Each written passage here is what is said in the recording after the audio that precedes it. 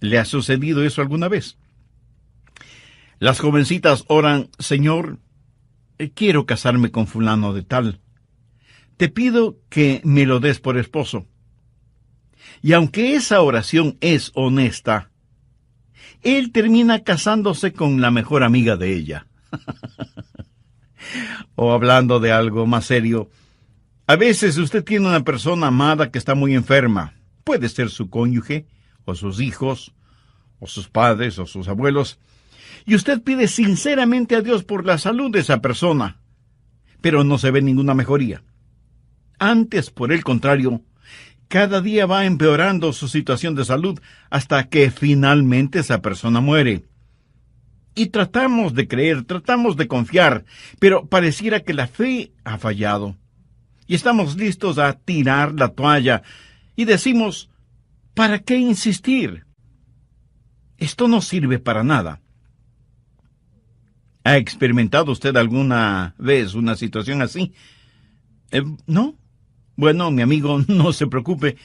Ya le llegará su turno. Llegará el momento cuando la respuesta no sea exactamente la que esperábamos. Algunas veces las pruebas, las tentaciones, las tribulaciones, los desengaños, las lágrimas, los temores llegan y parece que la fe no sirve para evitarlos. Ahora, escúcheme con atención. El capítulo 11 de Hebreos fue escrito precisamente para aquellos que estaban listos a dejarlo todo, a darse por vencidos, a tirar la toalla. Muchos habían estado sirviendo al Señor y habían sido perseguidos en gran manera, y ellos tuvieron que aprender a aguantar. Hebreos 11 es un capítulo que pone de relieve las increíbles victorias de la fe. Busque Hebreos 11:32. ¿Y qué más digo? Porque el tiempo me faltaría contando de Gedeón, de Barak, de Sansón, de Jefté, así como de Samuel y de los profetas. Ahora, ponga atención a lo que dicen los siguientes versículos. Que por fe conquistaron reinos, hicieron justicia, alcanzaron promesas, taparon bocas de leones, apagaron fuegos impetuosos, evitaron filo de espada, sacaron fuerzas de debilidad, se hicieron fuertes en batallas, pusieron en fuga ejércitos extranjeros. Las mujeres recibieron sus muertos mediante resurrección. Y si esta lista terminara aquí, creo que todos diríamos: esa es la clase de vida que quiero tener. Pero los siguientes versículos ni siquiera los consideramos. Escuche: mas otros fueron atormentados, no aceptando el rescate, a fin de obtener mejor resurrección. Otros experimentaron vituperios y azotes. Y a más de esto, prisiones y cárceles.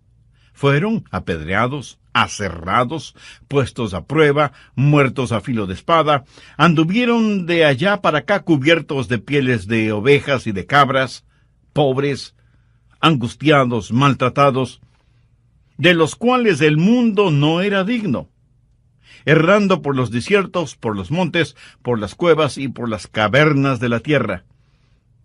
Y alguien estará pensando: bueno, algo debió estar mal con ellos. Seguramente no tuvieron fe. No, mi amigo, nada de eso. Mire lo que dice el verso 39. Y todos estos, aunque alcanzaron buen testimonio mediante la fe, no recibieron lo prometido. Es como si Dios dijera que recibieron calificación de 10 sobre 10. ¿Cómo lo lograron? Por fe. ¿Lograron escapar de todas esas tribulaciones? No, pero aprendieron a soportarlas. Algunos escaparon, otros aguantaron por fe, pero todos tuvieron fe, aunque algunas veces parece que la fe fracasa. Quiero compartir con usted 3 cosas para que tenga una fe madura. Mucha gente tiene una fe superficial y supersticiosa, en vez de tener una fe espiritual fuerte y bíblica. Así que si usted está listo o lista a darse por vencido cuando llegan las crisis, no lo haga. Más bien ponga atención y ponga en práctica los siguientes 3 principios. Primero, una fe madura cree en el poder sobrenatural de Dios. Eso sencillamente significa que si Dios no lo hace, no es porque no pueda hacerlo.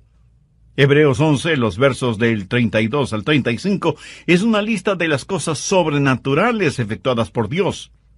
Y muchas de esas historias bíblicas las conocemos desde niños. Por ejemplo, Daniel en el pozo de los leones. ¿Lo recuerda? Le dijeron a Daniel que no orara a su Dios, pero él lo siguió haciendo y terminó siendo lanzado al pozo de los leones. Pero Dios les quitó el apetito a los leones, y más bien la melena de los leones le sirvieron de suave almohada a Daniel. Pero esto no es un cuento de hadas, son historias verídicas. ¿Y qué de Sadrach, Mesach y Abednego? Les dijeron que debían adorar a un ídolo pagano, o que los echarían en un horno ardiendo. Ellos se negaron a adorar al ídolo, y los echaron al fuego. Ellos no claudicaron. Ellos no se arrodillaron, y ellos no se quemaron. Y cuando el rey miró el horno, dijo: pensé que habíamos echado 3 hombres al fuego, pero veo a 4. Y el cuarto es semejante a hijo de los dioses. Era Jesús que estuvo con esos 3 jóvenes, y cuando salieron del horno, dice la Biblia, sus ropas no tenían ni siquiera el olor del humo, y ni uno solo de sus cabellos se había quemado. ¡Cuán poderoso es el Dios a quien servimos! Tal vez la historia bíblica más famosa, la más conocida, es la historia de David y Goliat. Goliat tenía casi 3 metros de estatura, y todo el mundo le tenía miedo, menos David. David era un joven pastor. Y mientras todos pensaban que Goliat era demasiado grande como para atacarlo, David pensaba que era demasiado grande como para no dar en el blanco. Mientras todos pensaban: Goliat es mucho más grande que nosotros, David pensaba: cuán pequeño es Goliat frente a Dios. Y Dios le dio a David la victoria sobre Goliat. En el Nuevo Testamento tenemos la historia de Simón Pedro, puesto en prisión por el malvado Herodes. Y un ángel se aparece en la cárcel y le dice a Simón Pedro que se levanta y se vista. Y no es que se escapan sigilosamente. Salen de esa prisión en forma impresionante. Los cerrojos y cadenas cayeron, las pesadas puertas se abrieron y salieron fuera de la prisión. Es interesante el notar que, de acuerdo a la narración bíblica, Pedro tuvo más dificultad entrando en el lugar en donde los otros discípulos estaban orando por su libertad que saliendo de la cárcel. Increíbles, hermosas y verídicas historias. Si usted ha caminado con Jesús por un largo tiempo, cada uno de ustedes seguramente tendrá experiencias como esas, cuando Dios en forma milagrosa, sobrenatural e inexplicable, obró en su corazón y en su vida. Y usted dijo: alabado sea Dios. El sobrenatural poder de Dios. La fe madura cree en el poder sobrenatural de Dios. Y jamás diga que hay algo que Dios no pueda hacer. Dios lo puede hacer todo, menos fracasar. Ahora, si usted piensa que estoy tratando de minimizar lo milagroso en este mensaje, es que no he entendido todo el asunto. El escritor de Hebreos nos da todas estas ilustraciones en donde es evidente que una fe madura cree en el poder sobrenatural de Dios. Segundo, una fe madura se inclina frente al propósito soberano de Dios. No solo está el poder sobrenatural de Dios, sino también el propósito soberano de Dios. Oh sí, a veces los caminos de Dios son misteriosos, pero eso no significa que sean inciertos o débiles. Hebreos 11:37 dice que algunos de los campeones de la fe fueron apedreados. Zacarías, el profeta, fue apedreado hasta morir. Lo mismo sucedió con Esteban. Cuando Simón Pedro, lleno del Espíritu Santo, predicó, como 3,000 almas se salvaron. Cuando Esteban, lleno del Espíritu Santo, predicó, a lo mejor 3,000 piedras le cayeron encima, hasta matarlo. Hombres llenos del Espíritu Santo, campeones de la fe. Otros fueron aserrados. Seguramente se refiere a Isaías, quien, según la tradición, fue puesto en el tronco hueco de un árbol por orden del rey Manasés, quien odiaba al profeta, y ese árbol fue cortado con un serrucho. El rey pensó que así se burlaba del profeta de Dios. ¿Se puede imaginar ser cortado en 2 partes con un serrucho? Parece que desde tiempos antiguos algunas personas tenían especial placer en torturar a hombres y mujeres de Dios. Hoy sigue siendo lo mismo. La única diferencia es que las torturas son más sutiles, sofisticadas y hasta científicas. Se dice que a los primeros creyentes los vestían con pieles de animales y luego los soltaban en los bosques para que sirvieran como presas de cacería y fueran perseguidos por los perros de caza. Otros cristianos servían de alimento a los leones en el Coliseo romano, en donde multitudes sedientas de sangre exigían que, como parte del divertido espectáculo, los cristianos fueran destrozados por los hambrientos leones. Leí en el libro de Mártires que a los creyentes los metían en fundas llenas con serpientes venenosas. A otros los amarraban en postes en la playa durante la marea baja para que durante la marea alta se fueran ahogando lentamente. Warren Wiersbe, quien fuera gran hombre de Dios, dijo: «Es mejor que usted no trate de aprender su teología de las circunstancias, porque si lo hace, llegará a la conclusión de que Dios no le ama». Permítame darle un ejemplo de esto. En Juan 11:5 leemos: «Llamaba Jesús a María, a su hermana y a Lázaro». Y la Biblia dice que Lázaro se enfermó y murió. Y Juan 11, los versos 14-15, dicen lo siguiente: «Entonces Jesús les dijo claramente: Lázaro ha muerto, y me alegro por vosotros». ¿Pero cómo puede ser eso? En el verso 5 se nos dice que Jesús amaba a Marta, María y Lázaro, y en el verso 15 dice que Jesús se alegró de la muerte de Lázaro. Amigo, escúcheme.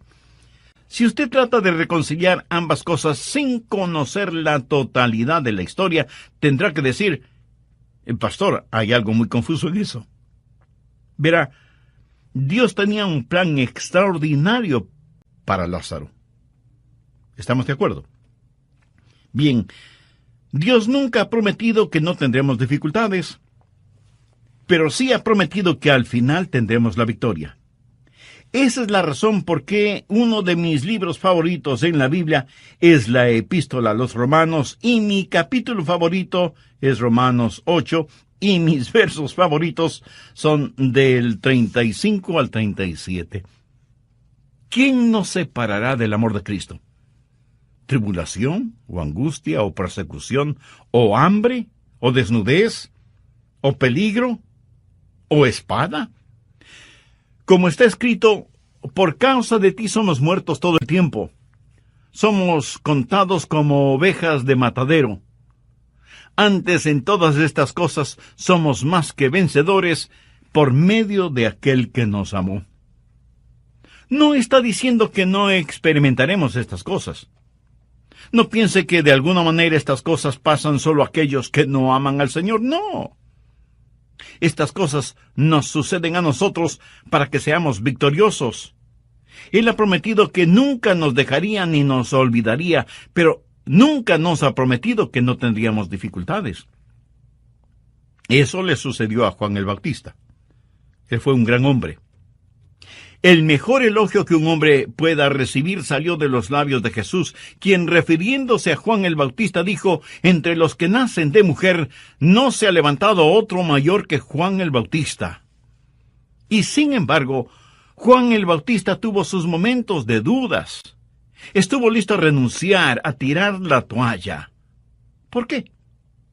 Bueno, él había estado predicando junto al río Jordán, predicaba el arrepentimiento, y aunque comía miel, no predicaba dulzuras. Pedía a la gente que viniera a Dios. Era el heraldo de Jesucristo, predicando al aire libre, llamando al pecado, pecado. Y por eso lo metieron en la cárcel. Se puede imaginar a este profeta que amaba el aire libre, encerrado en un frío y fétido calabozo. Y pronto le cortarían la cabeza. Él había estado predicando de un Cristo victorioso, de uno que bautizaría con el Espíritu Santo y fuego, del Mesías prometido. Y ahora Juan se encuentra encarcelado. Y tiene dudas. Y piensa, si Jesús puede sanar a los enfermos y resucitar a los muertos, ¿por qué no me saca de esta prisión? Y envía algunos mensajeros a Jesús para que le pregunten si él era en verdad el Mesías, o debían esperar a otra persona. Déjeme decirle algo muy importante ahora mismo. Nunca confunde el momento con el hombre. Juan el Bautista tuvo su momento de duda. Ahora escuche lo que Jesús le mandó a decir como respuesta a su inquietud, tal y como lo encontramos en Mateo 11, los versos del 4 al 6. Respondiendo Jesús les dijo, id y haced saber a Juan las cosas que oís y veis. Los ciegos ven, los cojos andan, los leprosos son limpiados, los sordos oyen, los muertos son resucitados, y a los pobres es anunciado el Evangelio. Y bienaventurado es el que no halle tropiezo en mí. ¿Alguna vez usted ha tenido dudas acerca de su relación con Jesús? ¿O usted todavía no tiene una relación espiritual e íntima con Él? Bueno, entonces, este mensaje es para usted, quien quiera que sea y en donde quiera que se encuentre, porque usted puede hacer ahora mismo una decisión espiritual que afectará su vida, desde este momento y por la eternidad. ¿Qué le estoy pidiendo que haga? Que con sus propias palabras ore a Dios, converse con Él, porque Él no solo es su Padre Celestial, sino que también es su amigo. Y al orar, todo lo que diga, dígalo con fe, creyendo y confiando. La oración que voy a decir es solo para que le sirva de modelo, de guía. Dios eterno, en realidad no estoy acostumbrado a conversar contigo, y pido tengas la bondad de escucharme.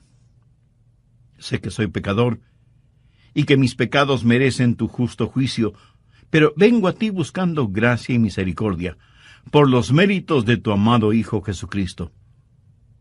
Señor Jesús, tu amor por mí lo demostraste en la cruz del Calvario, al morir para pagar la deuda de mis culpas y pecados.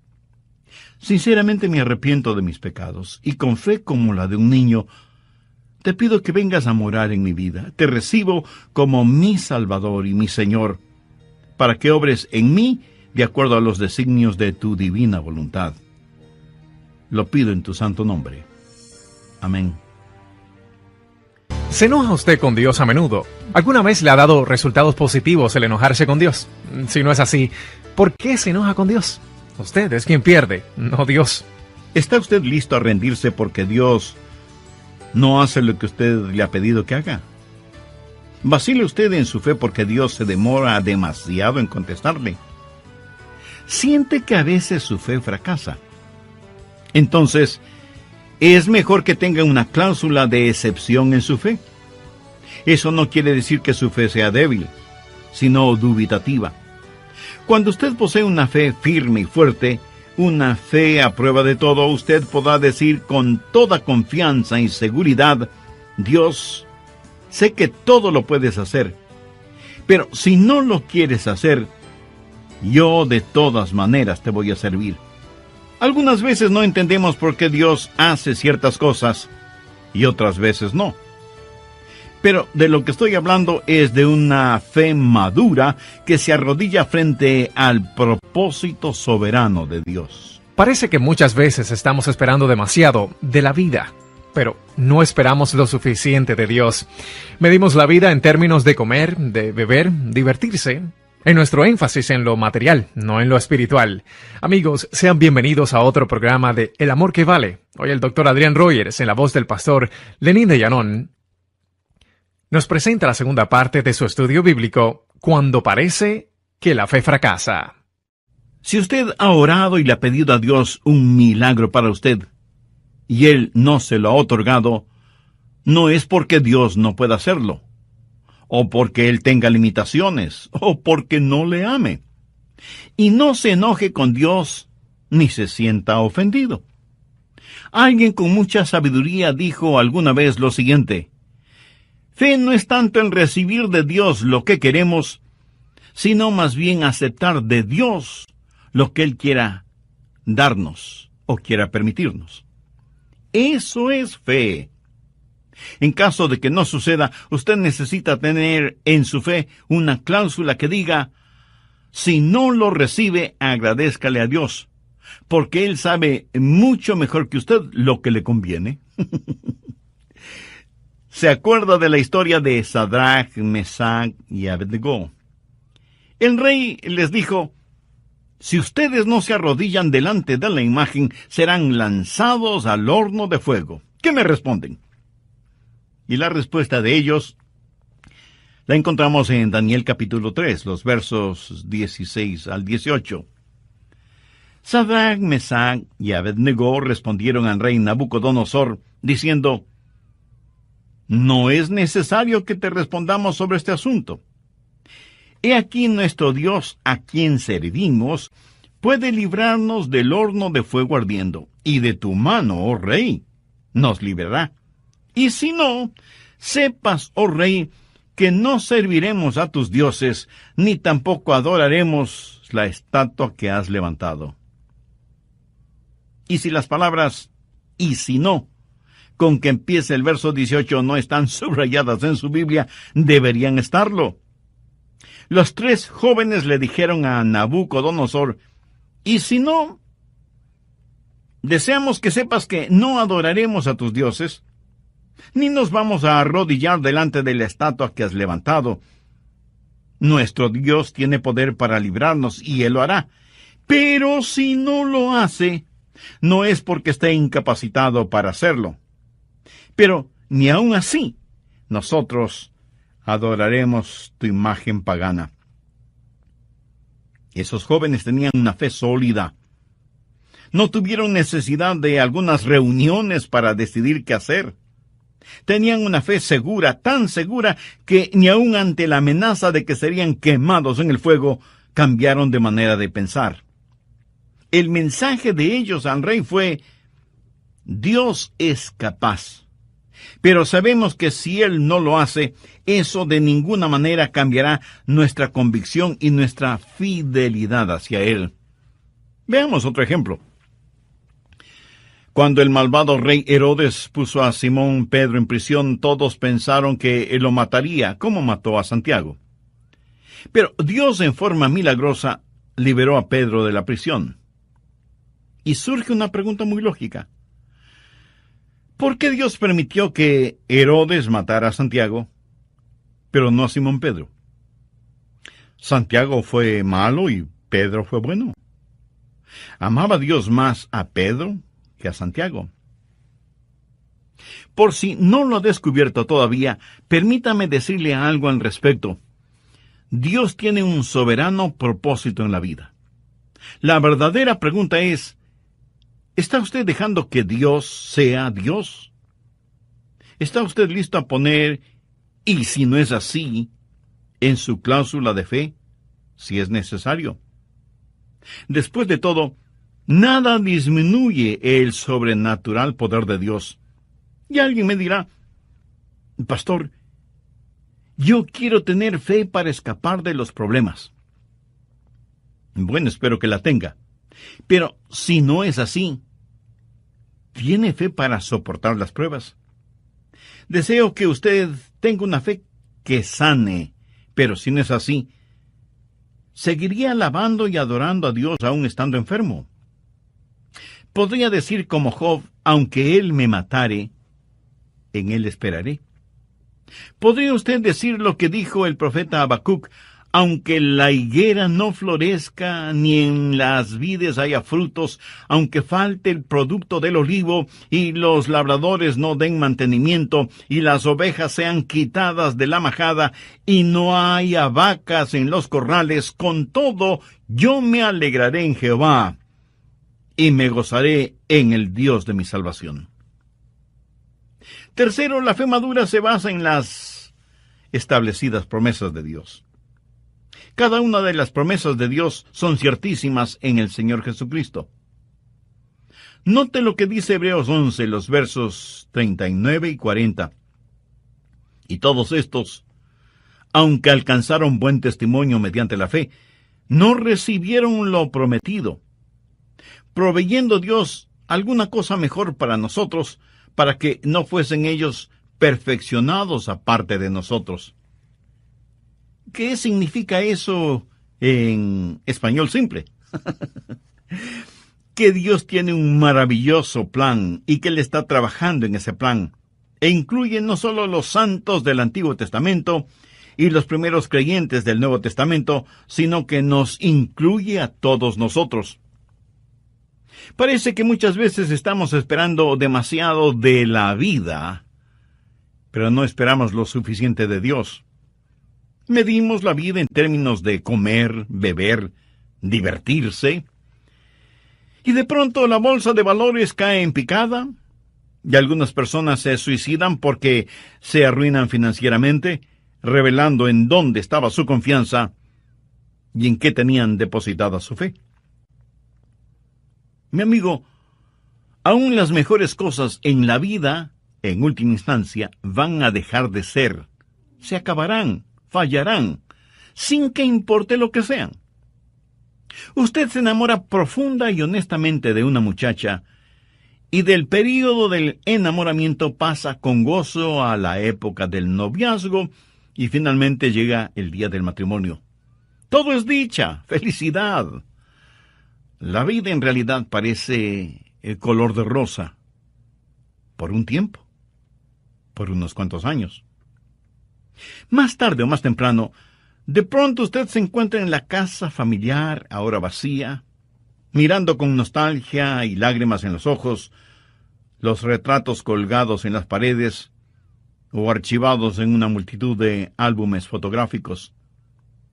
La vida es tan breve y pasajera, y si usted está esperando todo en esta vida, no quiero desilusionarle. Pero no lo va a conseguir porque siempre le faltará algo. Usted necesita descansar en las grandes y eternas promesas de Dios. Y si las cosas como que se le vuelven de cabeza y usted pierde todo su dinero, recuerde que de todas maneras, eso no es su más grande tesoro. Si usted nunca llega a ser conocido y famoso, lo que en realidad cuenta es lo que Dios piensa de usted. Y si usted tiene algún ser amado que cree en el Señor Jesucristo, y esa persona va a la presencia del Señor, imagínese la reunión familiar que tendrá en el cielo. Jesús dijo en Mateo 5:5, «Bienaventurados los mansos, porque ellos recibirán la tierra por heredad». Tenga una actitud de mansedumbre en nuestros días, y el mundo pasará por encima de usted. Aún los religiosos liberales. ¿Ha desaparecido por eso la mansedumbre? De ninguna manera. Habita donde quiera que estén los genuinos hijos e hijas de Dios.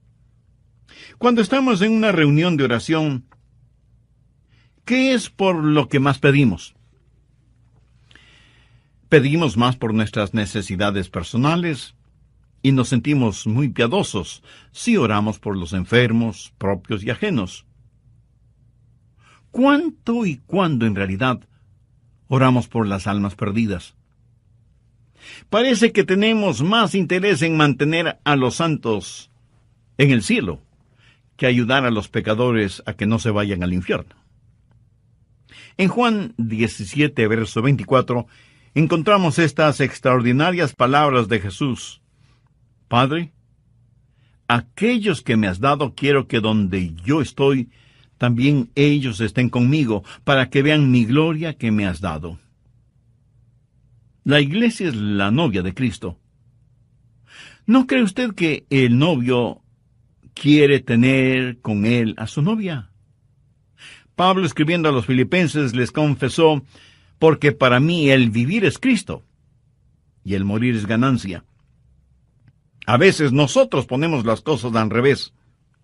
A veces la gente mira alrededor y dice: esa iglesia se está derrumbando.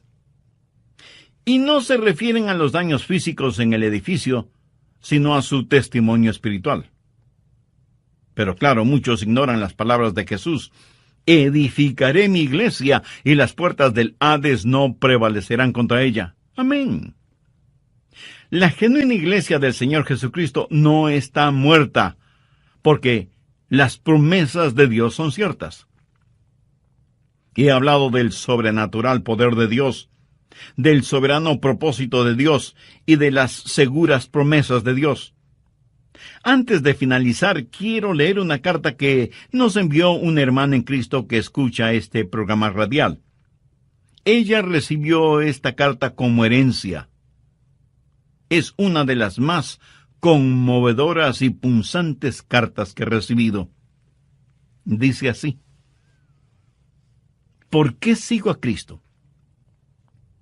Yo no he visto clara evidencia estadística de que menos creyentes mueran de cáncer en relación con los no creyentes, o que estén inmunizados de una mejor manera contra las enfermedades que afectan a la humanidad. Algunas de las personas más bondadosas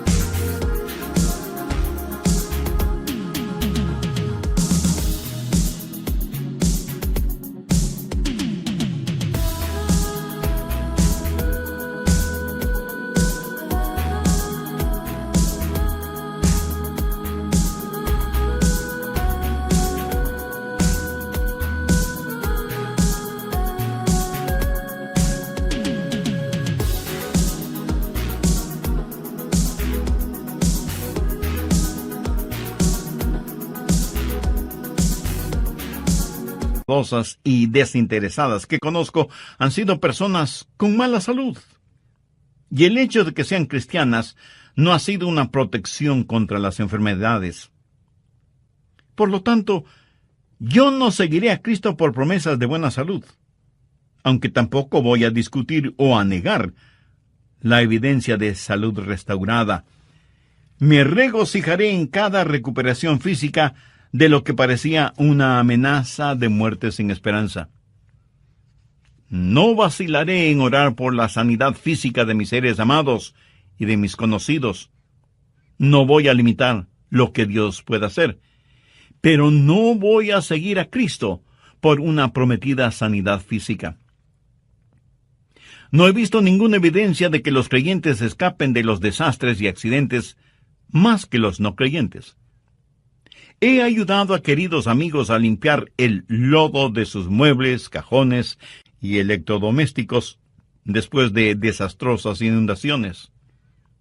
Recuerdo haber llevado ropa a una viuda con 5 hijos después de que su casa fue reducida a cenizas por un incendio.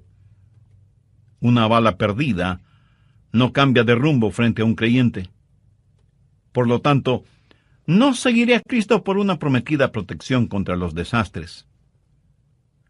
No me burlaré de increíbles rescates, ni negaré que la providencia ha obrado y continuará obrando por el bien de los hijos de Dios, pero no seguiré a Cristo solo por buscar protección contra accidentes y catástrofes.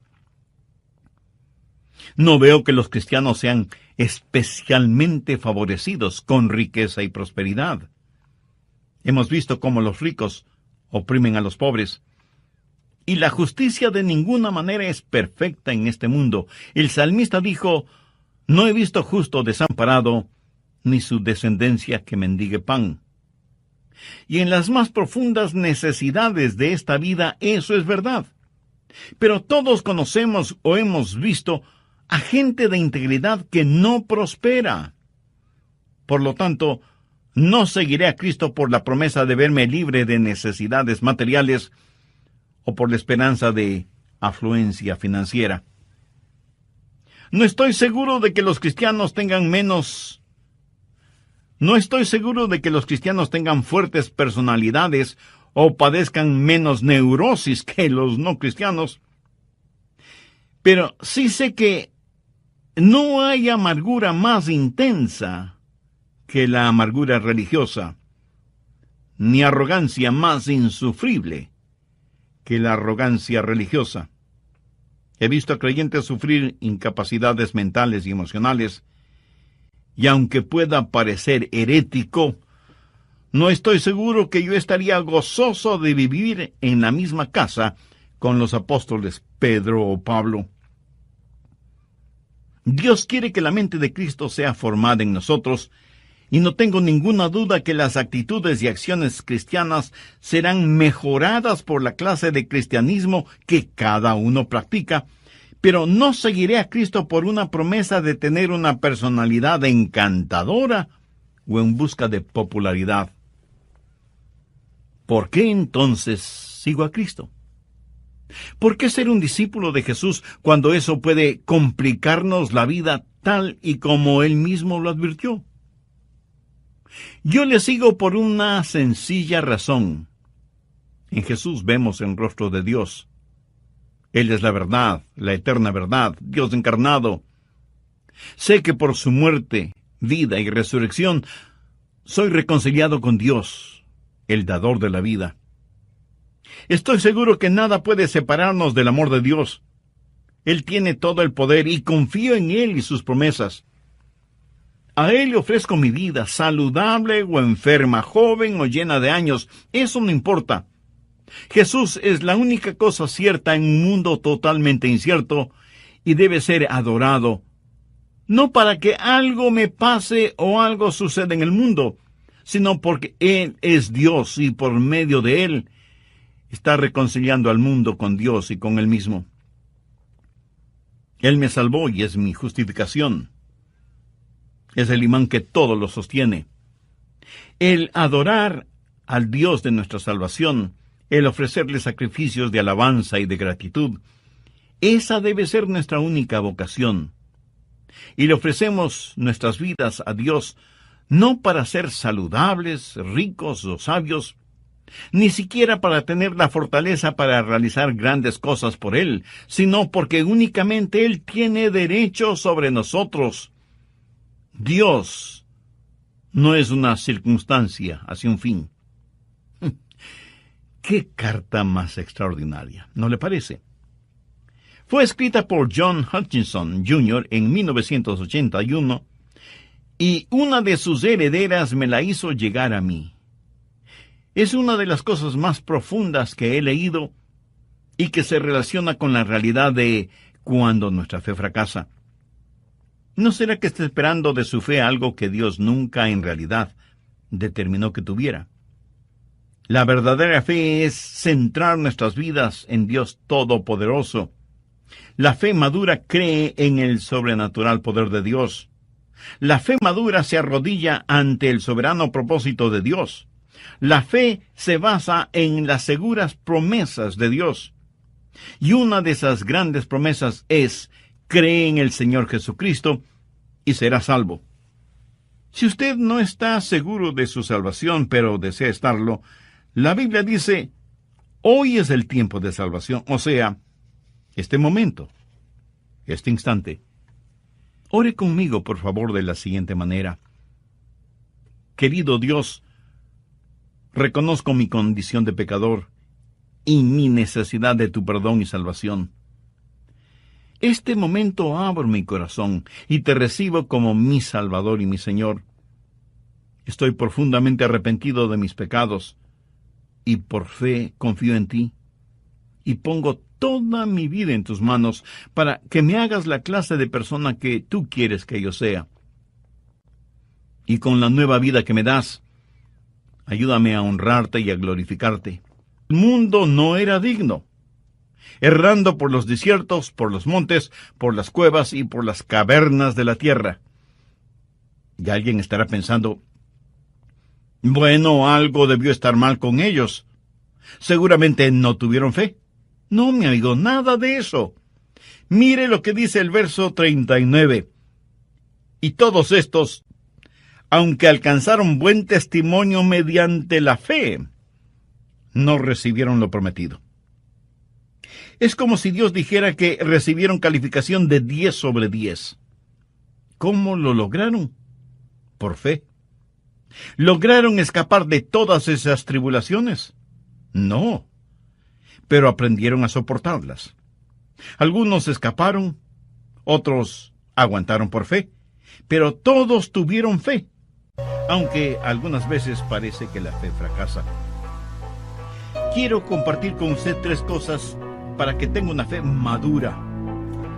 Mucha gente tiene una fe superficial y supersticiosa, en vez de tener una fe espiritual fuerte y bíblica.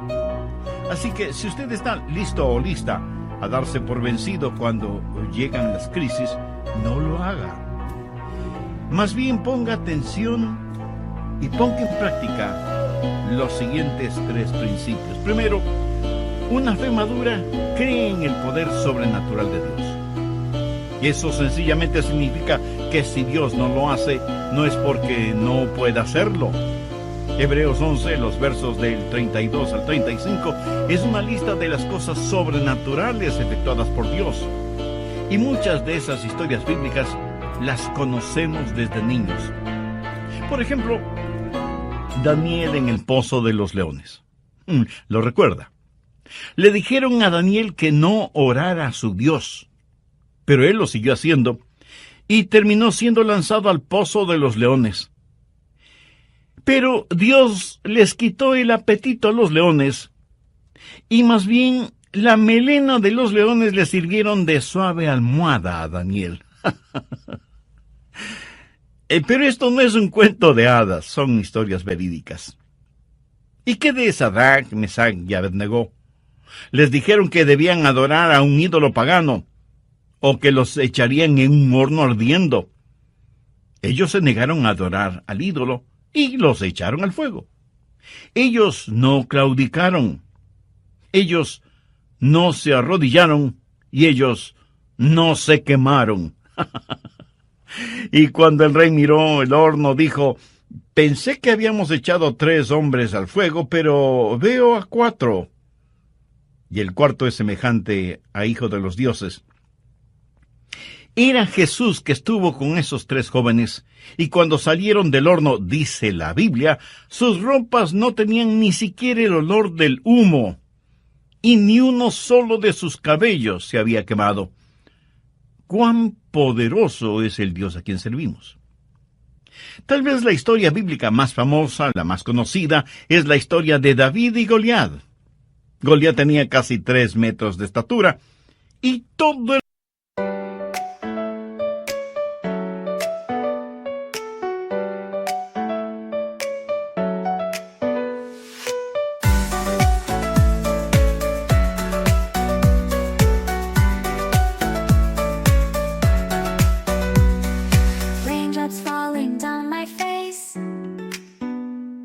like tiny tears in a happy chase, hopping through the puddle sea, colors dancing wild and free. Skies are gray but I don't mind, cool raindrops on my skin I find, kicking off my Saturday, watch the clouds just drift away. Rainbow in the rain, what a sight, colors shining oh so bright, dancing in the streets so bright, everything will be alright.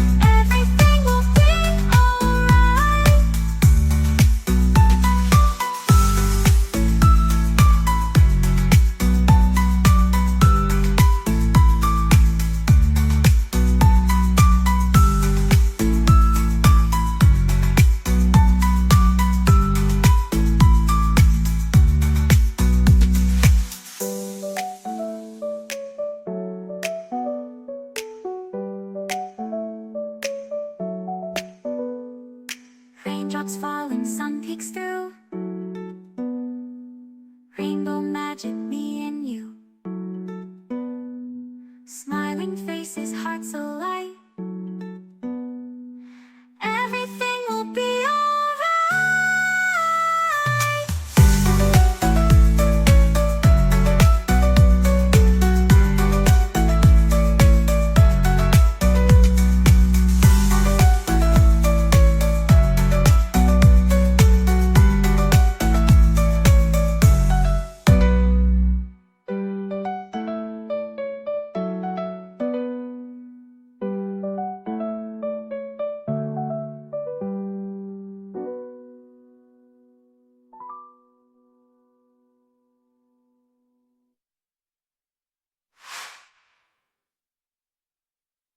El mundo le tenía miedo, menos David. David era un joven pastor. Y mientras todos pensaban que Goliat era demasiado grande como para atacarlo, David pensaba que era demasiado grande como para no dar en el blanco.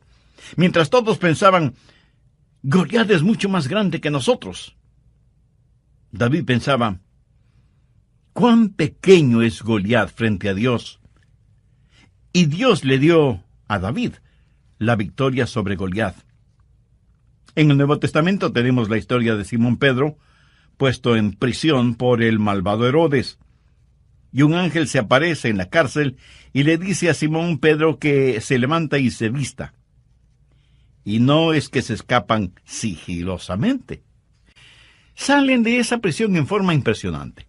Los cerrojos y cadenas cayeron, las pesadas puertas se abrieron y salieron fuera de la prisión. Es interesante el notar que, de acuerdo a la narración bíblica, Pedro tuvo más dificultad entrando en el lugar en donde los otros discípulos estaban orando por su libertad que saliendo de la cárcel. Increíbles, hermosas y verídicas historias. Si usted ha caminado con Jesús por un largo tiempo, cada uno de ustedes seguramente tendrá experiencias como esas, cuando Dios en forma milagrosa, sobrenatural e inexplicable, obró en su corazón y en su vida. Y usted dijo, alabado sea Dios. El sobrenatural poder de Dios. La fe madura cree en el poder sobrenatural de Dios. Y jamás diga que hay algo que Dios no pueda hacer. Dios lo puede hacer todo, menos fracasar. Ahora, si usted piensa que estoy tratando de minimizar lo milagroso en este mensaje, es que no he entendido todo el asunto. El escritor de Hebreos nos da todas estas ilustraciones en donde es evidente que una fe madura cree en el poder sobrenatural de Dios. Segundo, una fe madura se inclina frente al propósito soberano de Dios.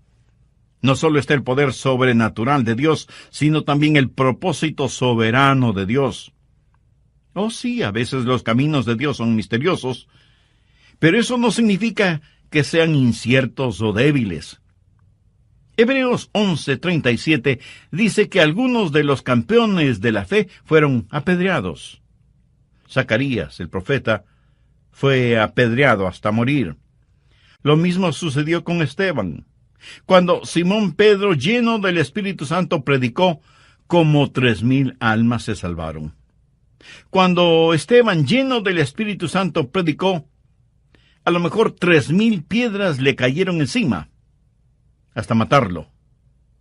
Hombres llenos del Espíritu Santo, campeones de la fe. Otros fueron aserrados. Seguramente se refiere a Isaías, quien, según la tradición, fue puesto en el tronco hueco de un árbol por orden del rey Manasés, quien odiaba al profeta, y ese árbol fue cortado con un serrucho. El rey pensó que así se burlaba del profeta de Dios.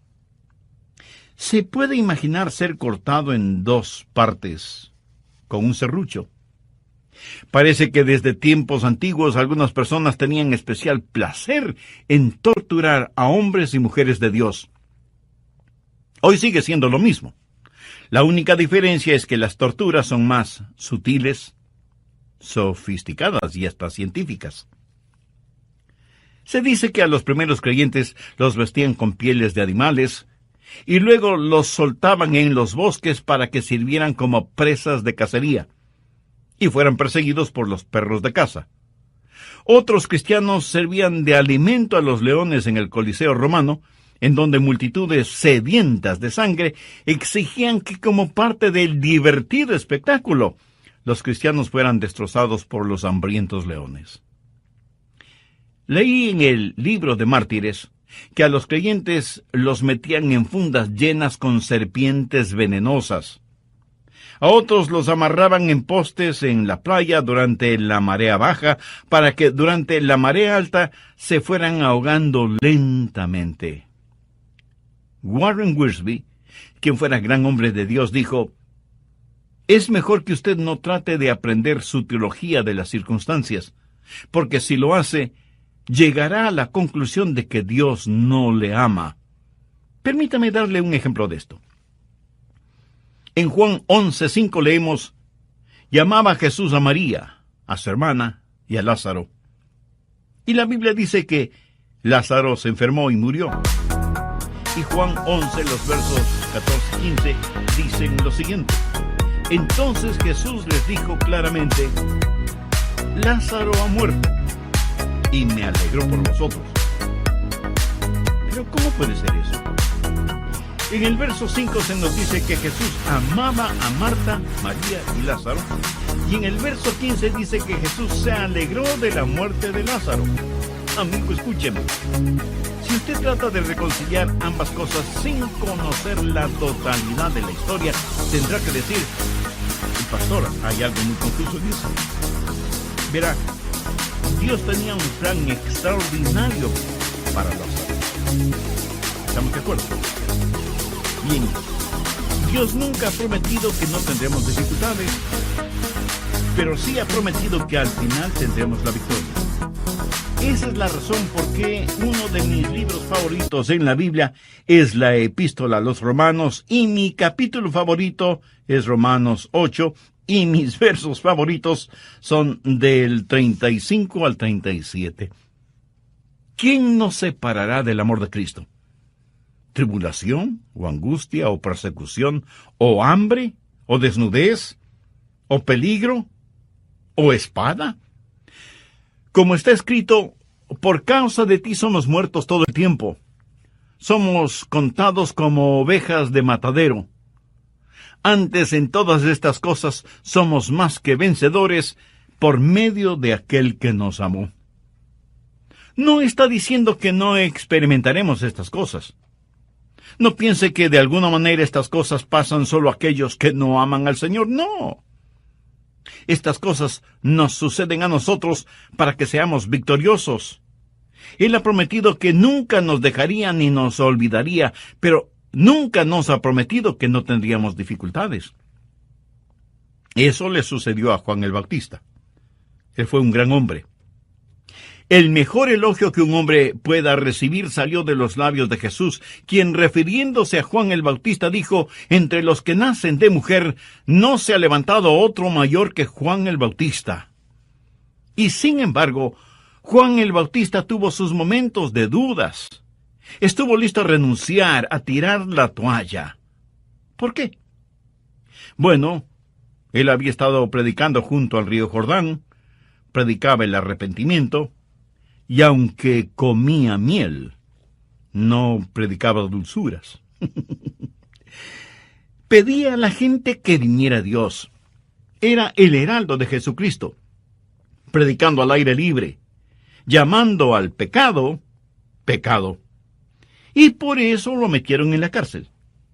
Se puede imaginar a este profeta que amaba el aire libre, encerrado en un frío y fétido calabozo. Y pronto le cortarían la cabeza. Él había estado predicando de un Cristo victorioso, de uno que bautizaría con el Espíritu Santo y fuego, del Mesías prometido. Y ahora Juan se encuentra encarcelado y tiene dudas.